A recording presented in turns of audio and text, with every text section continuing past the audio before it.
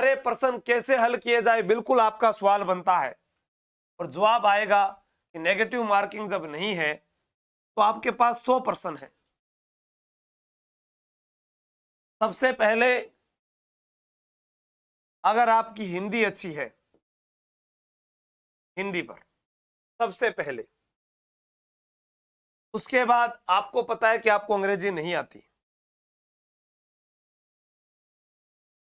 आपकी गणित अच्छी है,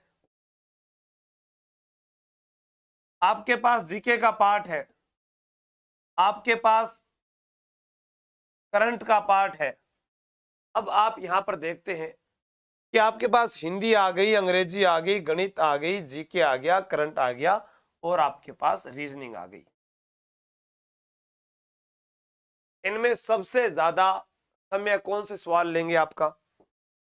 और जी सवाल तो गणित वाला लेसी, उसके बाद सर, उसके बाद रीजनिंग वाले लेंगे, उसके बाद सर अंग्रेजी आती होगी तो अंग्रेजी, नहीं तो हिंदी वाले लेंगे। अब आपको ये पता है कि जो सवाल आपको दिखा वो तो आपका फैक्ट जीके वाला और करंट वाला सही होना ही होना है, क्योंकि जैसे ही सवाल दिखा आपको ऑप्शन मिले A B C D, A B C D, उसके बाद ये गोला है भर दिया, ये लो, ये तो चारों ही भर दिया, मतलब ई साबुत हरा है। अब हम सही वालों भरना है, सही वाला हमको भरना है, सही वाला भर दिया। जैसे मैंने ये वाला हमने सही भर दिया, इसका सही उत्तर ये वाला भर दिया, इससे सही दिखेगा, ये हमारा सही हो गया। अब आपके पास फिर 4 गोले हैं और अब आपके पास तय करने के लिए ये समय नहीं है कि मैं इसको दोबारा रिपीट कर लूं। आपको पता है नेगेटिव मार्किंग नहीं है, बाद में तुक्का मारेंगे। रुको, जितना पहले आता है सबसे पहले जीके, क्योंकि जीके हर कोई विद्यार्थी पढ़ रहा है।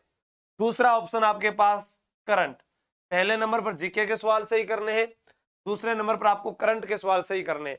फिर अंदाजा लगाना भी इसके पास हो सकता है या नहीं, थारगन तरीको तो है ही बचपन आड़ो, अक्कड़ बक्कड़ बम्बे बो 80 90 पूरा 100 भी हिसाब कर लेगा।